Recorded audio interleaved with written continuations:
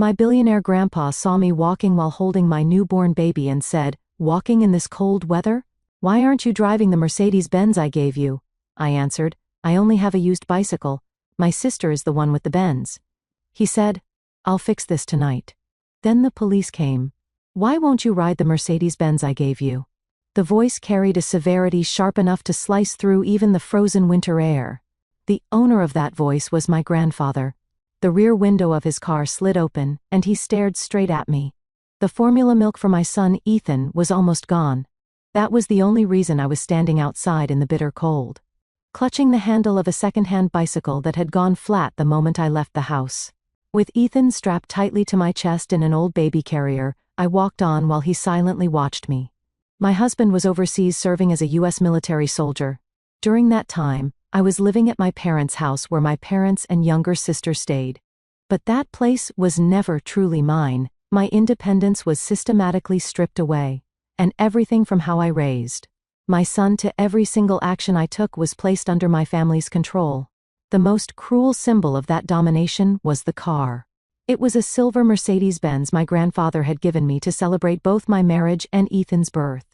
I was never once allowed to even touch the keys to that brand new car. "You've just become a mother and you're exhausted. It makes more sense for your sister to use it so the car doesn't go to waste." That was what my parents said. And all I was given was an old bicycle. My grandfather's sudden appearance was completely unexpected. He seemed to understand everything before I even put it into words. His eyes moved back and forth between my utterly worn-out expression, his great-grandson in my arms, and the shabby bicycle beside me. In response to his question, I answered in a trembling voice. "That was my first act of resistance. I only have this bicycle. Mary is the one driving the Mercedes." Those words changed everything. The expression vanished from my grandfather's face, and I could see a deep fury settle into his eyes. Without saying a word, he simply signaled to the driver with a gesture. The car door was opened. It was the first door leading me out of this hopeless situation. From that moment on, my counterattack and ours began. This is the record of my fight alongside my son to reclaim everything that was taken from us. As I sank into the back seat of my grandfather's car, warm air enveloped my frozen body. Ethan slept peacefully in my arms, breathing softly. Simply being physically cut off from the freezing world outside made me struggle to hold back tears. The bicycle was left behind in the snow, as if symbolizing my past self. My grandfather did not ask anything right away. As the car began to move quietly, he merely gazed at my profile in silence. That silence felt heavier than any interrogation. Eventually, he spoke. "Olivia, this isn't just about the Mercedes, is it?" Those words pierced deep into my heart. Fear resurfaced. I knew better than anyone the consequences of defying my parents and my sister. They had labeled me as ungrateful and mentally unstable, and had even reported that to my husband. If I told the truth, they might try to take Ethan away from me as well.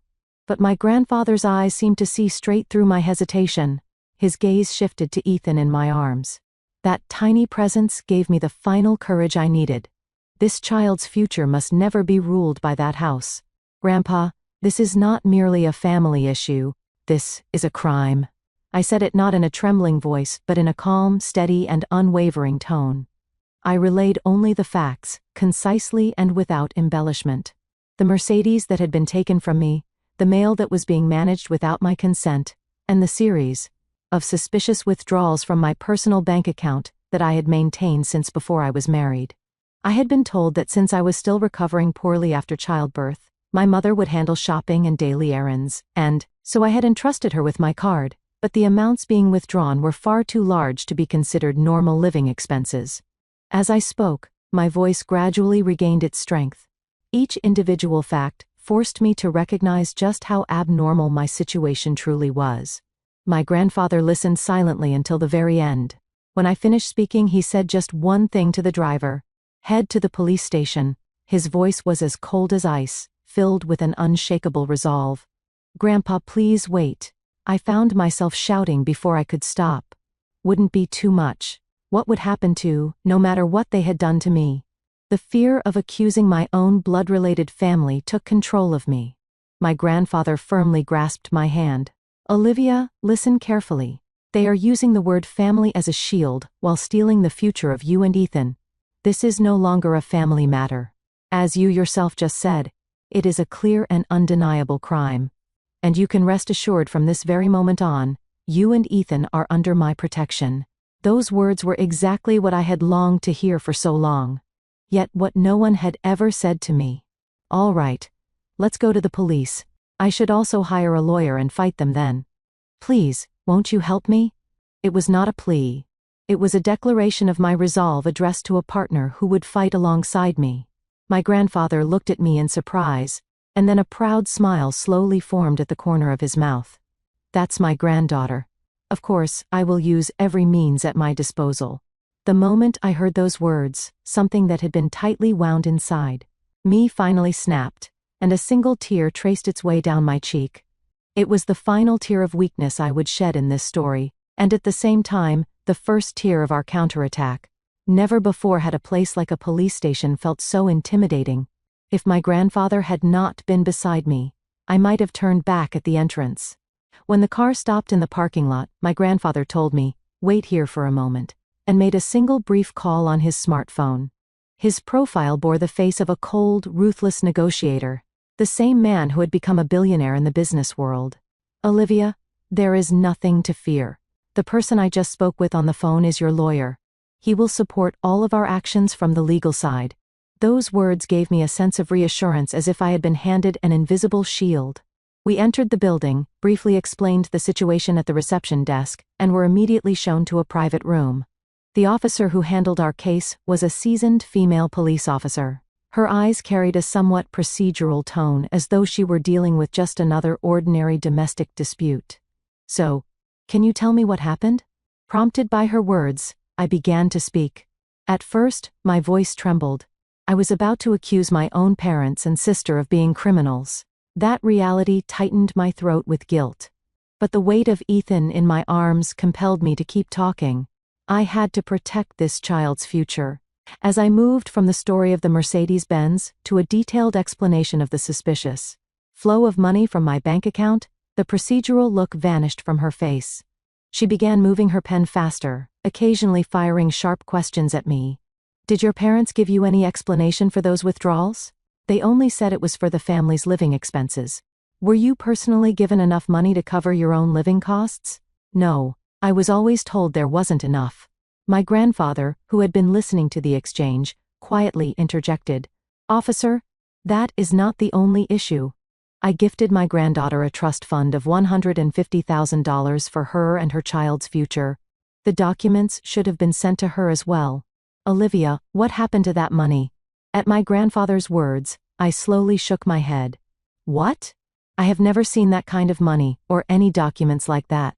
Not even once." The instant he heard my answer, my grandfather's expression froze solid. He turned not to me, but to the officer, and spoke in a low voice. "I trust you understand now. There is a very strong suspicion that they concealed the very existence of the $150,000 that should have gone to Olivia, and that they have been illegally withdrawing funds from it as well." With that single statement, the atmosphere in the room completely changed. The female officer's eyes hardened with intensity. This was no mere financial dispute between parents and child. It was a calculated and malicious case of exploitation. She seemed fully convinced of that fact. When all the testimony was finished, the officer set down her pen and looked straight at me. "Thank you. I'm sorry for making you relive something so painful. We have officially accepted your report. We will immediately begin an investigation as a criminal case with strong suspicion of theft and fraud."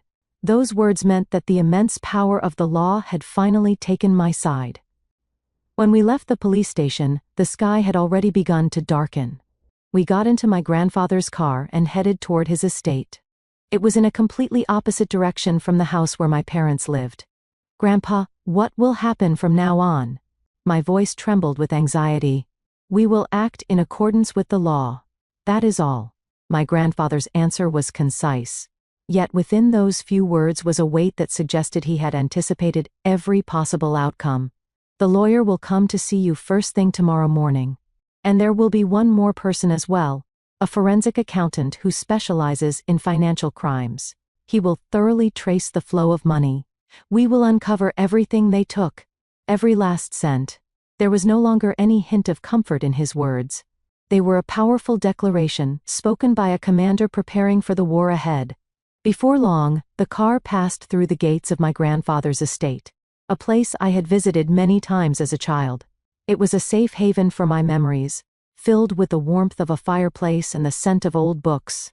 The staff greeted us quietly and guided us to a room where a crib had been prepared for Ethan. After laying Ethan down in the bed, the tightly stretched thread of tension inside me finally snapped, and I collapsed onto the sofa. Along with relief, a surge of intense anger washed over me. I would have to prepare myself to face my parents and my sister in a courtroom. There was no way they would remain silent and accept this. "Are you afraid?" My grandfather, who was suddenly standing beside me, asked me quietly. "No, I just feel anger, and I was thinking about what they might do next." Hearing that answer, my grandfather nodded with satisfaction. "Olivia, listen carefully. This is not a fight you started. It is a war they initiated. And during war, mercy is unnecessary. Stay close to Ethan tonight and rest well. Starting tomorrow, our counterattack begins." That night, for the first time in months, I was able to sleep deeply from the bottom of my heart. Ethan, perhaps adjusting quickly to the new environment, slept peacefully through the night without waking even once. The quiet and safety of my grandfather's estate soothed our exhausted minds and bodies. However, that peace did not last long. The next morning, when I woke up, I realized my smartphone was vibrating relentlessly. The screen was filled with an unbelievable number of missed calls and messages. Every single one was from my father, my mother, and my sister. When I opened the messages, I felt my heart turned cold. At first, they were filled with feigned concern. "Olivia, where are you? Is Ethan okay? Don't disappear without saying anything. You're making us worry." But as I continued to scroll, the tone of the messages gradually began to reveal their true nature. "You are an irresponsible mother. Bring the baby back here immediately. Who on earth put such stupid ideas into your head?" As the messages gradually shifted from concern to outright threats, my heart filled with a cold, burning anger. They still believed I was as powerless as I had been before. That arrogance was unforgivable. And then the message from my sister cut the deepest. "Mom and Dad are really worried now that you're gone. If there's been some misunderstanding, I want you to talk to us. But if you keep acting this selfishly, I might have no choice but to testify that you're mentally unstable and not in a condition to raise a child properly. I don't want to do that though." It was an unmistakable threat, wearing the mask of kindness. At the same time as trying to figure out where I was, they had begun constructing a false narrative for the public and for my husband, that Olivia became mentally unstable and disappeared with her child without consulting anyone. A spine-chilling fear washed over me once again. Just then there was a knock on the door and my grandfather entered the room. Seeing the tension in my expression, he asked quietly, "What is it?" I turned my smartphone screen toward him. "Please, look. They've just sent me the perfect evidence." After reading through the messages, my grandfather allowed himself a faint smile for the first time. "You're Olivia. Fear is their weapon, and it seems you've already begun to understand how they use it."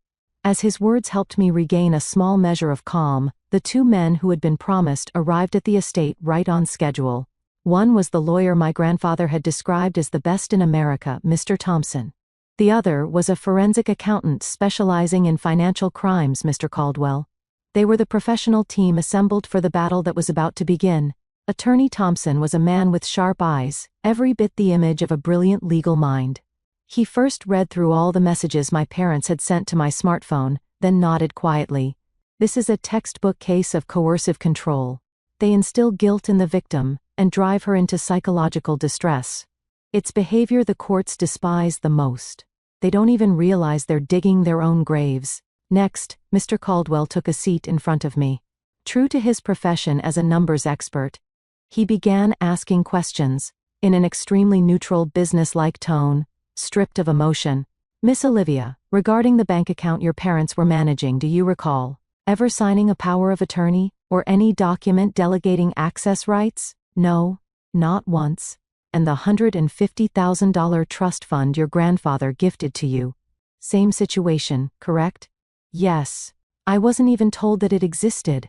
After hearing my answers, Mr. Caldwell began tapping on the keys of his laptop.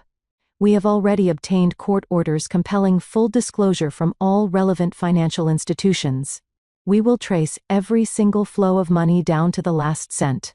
Who withdrew it, when, where, and for what purpose, and even the final destination of those funds, everything. Their professional competence gave me an immense sense of reassurance. This was no longer an emotional tale of personal revenge carried out by me alone. It was the rightful recovery of my rights, grounded in unshakable facts, law, and numbers. That afternoon, the first urgent report came in from Mr. Caldwell, the forensic accountant.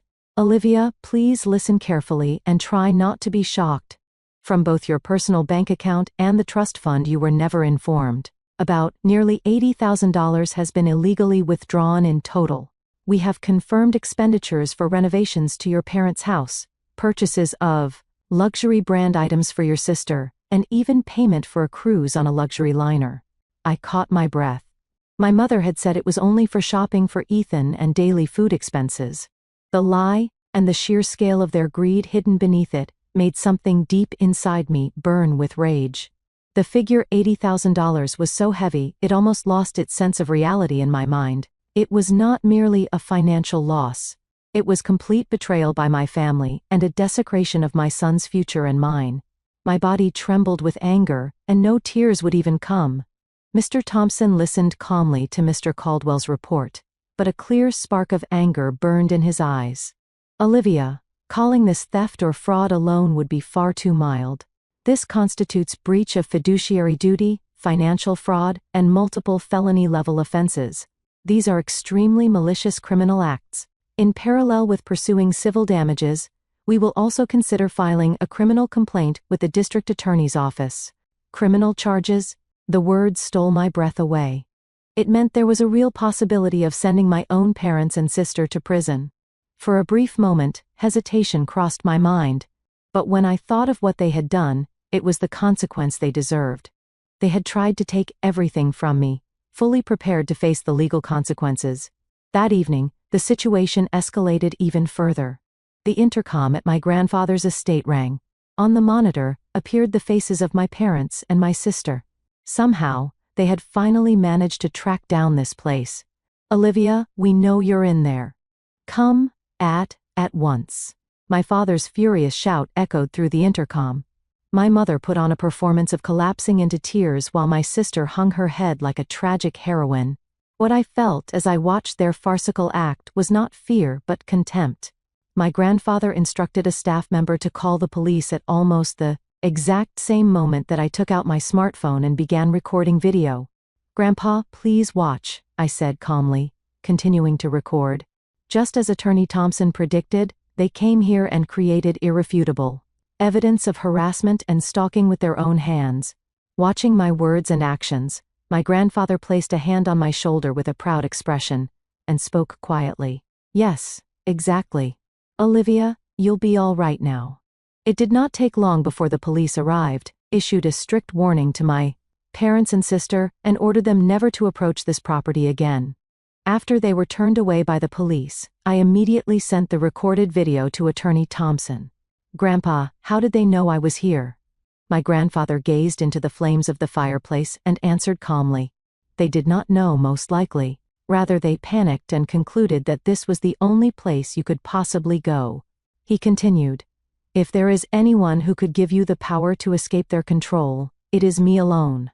They feared that, and at the same time they had no choice but to gamble on it. What they did today was not a calculated strategy. It was nothing more than the howling of wolves whose prey had escaped." However, Attorney Thompson analyzed the incident from a different perspective. As he reviewed the police report, he said with a stern expression, "Indeed, their actions were impulsive, but at the same time, this shows that they are so cornered and dangerous that they would completely ignore legal warnings. There is a real possibility that they may act even more unpredictably from here on." Then he turned to me. "Olivia, you should inform your husband about this situation. If they try to make contact next, it will likely be with your husband overseas. They may tell him, 'Your wife has become mentally unstable and abducted the child.' There is an extremely high chance of that. That observation made me gasp. I then told my husband Ryan fragments of what was happening so far. My parents would surely exploit Ryan's goodwill and his love for me in order to pull him over to their side. If that happened, the situation would become even more complicated. I'll video call him tonight, I said with determination. I'll tell him the entire truth in my own words. That was the next trial I would have to overcome. Taking Attorney Thompson's point into account, I voiced another concern. What about the money still left in my account? Could they withdraw everything that remains? At that moment, Attorney Thompson relaxed his expression slightly for the first time. There's no need to worry about that, Olivia. Immediately after we filed the report with the police yesterday, we requested an emergency asset preservation order from the court, and it has already been approved. All of your accounts are now legally frozen and fully protected so that no one except you can access them. Mr. Caldwell added to his explanation. They can no longer move a single cent from your accounts. One reason they physically showed up here is because we have already stripped them of money, their most powerful tool of control. That fact brought me profound relief from the bottom of my heart. My counterattack was not driven by emotion alone. Legal and financial professionals had been steadily and decisively cutting off the enemy's supply lines quietly and effectively without me even realizing it. That night, I hardened my resolve and made a video call to Ryan, who was stationed at an overseas base. As my story unfolded, the expression on his face shifted from shock to confusion, and then to a quiet, simmering anger. Wait, Olivia.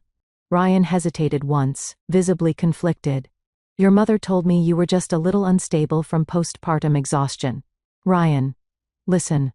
I cut him off and told him the facts that Mr. Caldwell had uncovered. They used $50,000 from my account to pay their loans and credit card bills. This isn't some exhaustion-induced delusion. These are facts a forensic accountant confirmed. After a long silence, Ryan let out a deep breath. What settled in his eyes then was not doubt toward me, but a cold anger toward those who had tried to deceive us. That's unforgivable. They lied to me, too. He spoke in the calm, steady voice of a soldier. So, what can I do? Those words saved me. He believed me. You believe me? Of course, Olivia. You're my wife, and what they did is beyond unacceptable. His voice remained calm and strong, unmistakably that of a soldier. I'll act immediately. I'll consult the military legal office and request every form of support we can provide. And please give my regards to your grandfather. Tell him I'm grateful for protecting you and Ethan. After ending the call, I stared straight into the darkness beyond the window. I was no longer afraid of anything. With Ryan firmly on my side, our counterattack accelerated even further. Through the military legal office, Ryan prepared documentation proving that this case constituted a malicious exploitation of a service member's family, and sent it to Attorney Thompson. They thought they were just deceiving an ordinary housewife. They will soon realize what it means to lay a hand on the family of a U.S. service member. That documentation became a powerful weapon, reinforcing the legitimacy of our case in court. From the following day onward, our counterattack entered a new phase. Under Attorney Thompson's command, preparations for a decisive victory in court began in earnest as evidence was systematically assembled piece by piece. In addition, his team uncovered another decisive piece of evidence. It was an official legal document created when my grandfather gave me $150,000 as a lifetime gift. That document clearly stated that the purpose of the funds was for Olivia herself, and for the education and future of her child. My parents' actions were an unmistakable violation of that trust agreement. This is irrefutable perfect evidence, Thompson said confidently, while holding the document in his hands. In court they will have no choice but to admit that they engaged in deliberate, fraudulent conduct. Day by day, each newly reported piece of evidence amplified my anger, while at the same time bringing me a strange sense of calm. This was no longer an emotional family dispute. It was a legal process in which each piece of evidence objectively proved their crimes. Step by step, we closed in on them. The flow of money, legal documents, police reports, and military support. The castle of lies they had built was on the verge of collapse. On the day all the evidence was finally assembled, Attorney Thompson summoned my grandfather and me to his office. On the table stood towering stacks of thick files. They were a symbol of our quiet fury. "Everything is ready," he said, as he picked up one of the files. "This is the final draft of the complaint to be filed with the district court. It seeks damages, the return of all assets that were unlawfully withdrawn, and a permanent restraining order against your parents and your sister," he continued. "The moment this complaint is accepted and served on them, the real battle begins. There is no turning back. Olivia, I need to confirm your final decision." I did not hesitate for even a second in response to that question. What came to mind was the despair I felt on that freezing day walking down the road while holding Ethan in my arms. I never want to experience that again. And I will never let my son experience it either. Please proceed. I will fight. A few days later, the complaint was formally accepted and sent to my parents' home by a court officer. That single sheet of paper drove a deep crack into the walls of control they had built. And then came the day of destiny when I stood before the courthouse together with my grandfather. I had entrusted Ethan to a reliable babysitter. Beyond the heavy doors lay the place where I would sever ties with my past. Taking a deep breath, we stepped inside. Inside the courtroom, I saw my parents and my sister's faces for the first time in a long while. They were accompanied by their lawyer, but the arrogance they once wore so openly was gone. In its place were exhaustion and unmistakable anxiety. When our eyes met, they awkwardly looked away. Seeing that, I knew it for certain. The balance of power had already reversed, starting from that very day. Soon the judge entered, and the courtroom was enveloped in silence. My heart was pounding violently. Yet, strangely, I felt no fear. The calm and resolute profile of my grandfather seated beside me gave me courage. Attorney Thompson stood and quietly opened his argument. The final act of our counterattack had begun. Attorney Thompson's presentation of evidence was flawless. My mother's recorded voicemail messages in which her tone abruptly changed and the detailed reports tracing the flow of money exposed their lies one after another. The defense claims that these expenditures were for family living expenses. Attorney Thompson pointed to the statements displayed on the screen with a laser pointer. However, what is listed here is a luxury brand handbag purchased by the younger sister, $5,000. And here, a luxury cruise vacation enjoyed by the parents, $10,000. Are these truly living expenses that should be used instead of supporting a daughter caring for a newborn? A loud murmur rippled through the gallery. My sister covered her face, and my father's lips trembled in humiliation. The defense attorney attempted one last resistance. Wasn't the plaintiff in a mentally unstable condition at the time due to postpartum depression? Is it not possible that she harbored delusions that led her to view her parents negatively? At that insulting question, a stir ran through the courtroom. I looked straight at him and answered clearly through the microphone. No, it is true that I was unstable. However, the cause was not postpartum depression. It was the result of constant psychological and financial control imposed by your clients. When a person's dignity is stripped away day after day, anyone would become unstable. Then from the witness stand, I fixed my gaze directly on the three people seated at the defendant's table. I believed you were my family, but you betrayed that trust. I pointed to the report on the screen showing the flow of money. Here is the payment record for a $5,000 luxury brand bag purchased by Mary. On that very day, I told my mother that I didn't have enough money for Ethan's formula. And I was scolded and told it was because I wasted too much. On the day you departed for a $10,000 cruise, I was walking down a freezing road pushing a bicycle with a flat tire. I continued. What you took from me was not just money. You took the confidence and dignity I should have had as a mother and as a human being. You treated me like a powerless, incapable child and tried to convince me that controlling everything was a love. I paused there and looked each of them in the eye. But that is not love. It is control, and it is exploitation. I am not your property, I declared clearly. I am no longer afraid of you. Here today, I sever ties with our past. There is no longer any place for you in our future. When my words ended, the courtroom was enveloped in complete silence, and my father quietly began to cry. Those were the tears that marked the end of his control. When my testimony concluded, the courtroom fell silent, as if water had been poured over it. The defense attorney attempted to offer some form of rebuttal, but his words were weak and no longer reached anyone's heart. Before the overwhelming light of truth, Every lie could only retreat into the shadows.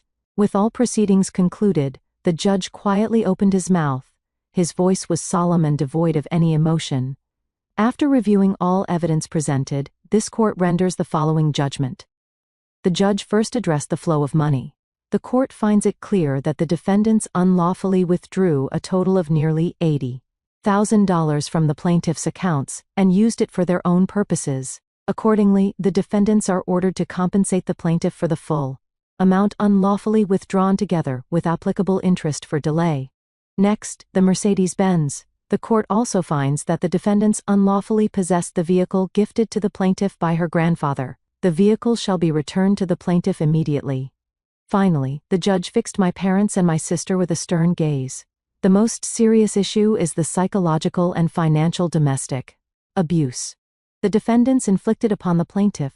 This constitutes an extremely malicious form of coercive control that exploited the trust inherent in a family relationship. The judge paused briefly, then delivered the final ruling. Accordingly, the court hereby issues a permanent protective order prohibiting the defendants from approaching the plaintiff, Olivia, and her son Ethan. Any violation of this order will result in immediate arrest and incarceration. The gavel struck and everything was over. I tightly grasped my grandfather's hand as he sat beside me. Then I exhaled deeply and slowly. It was the first true breath I had been able to take from the depths of my heart in more than a year. Several months later, I held the keys to my own apartment in my hand. Ethan was sleeping in the back seat, and in my hands was the steering wheel of that silver Mercedes-Benz. With my grandfather's support, our new life had begun quietly. As for what became of them, according to the final report from Attorney Thompson, they were forced to sell their house in order to pay the compensation ordered by the court.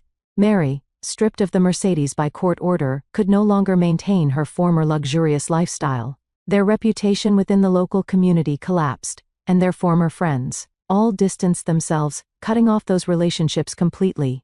And the three people who once controlled me, having lost everything, were left without even emotional breathing room. Now spending their days in a small rented apartment, hurling blame at one another for their failures. The kingdom of lies they had built was so fragile that it collapsed under its own weight. I no longer think about them. Before me are my son's smile, which I must protect, and the warmth of my grandfather's unwavering support.